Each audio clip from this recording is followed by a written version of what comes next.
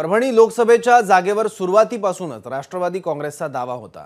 मात्र महायुतीत ही जागा रासपला सोडण्याचा निर्णय झाल्याचा दावा महादेव जानकरांनी केला। त्यांच्या दाव्यावर राष्ट्रवादीच्या नेत्यांची प्रतिक्रिया समोर आली आहे। अमोल मिटकरी आणि छगन भुजबळ काय म्हणाले पाहूया। तुम्ही परभणीवरचा दावा सोडलाय? अजिबात सोडलेला नाही। 7च्या 7ही जागांवर आमचा दावा कायम आहे।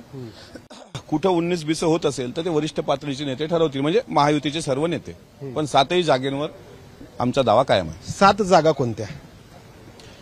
उस्मानाबाद, परभणी, त्याच्यानंतर बारामती, शिरूर, रायगड, नाशिक, सातारा। माझी पण त्यांच्याशी चर्चा झालेली आहे, परंतु एक आहे की महादेवराव जानकर हे महायुतीकडून निश्चितपणे निवडणूक लढवतील अशी माझी खात्री आहे।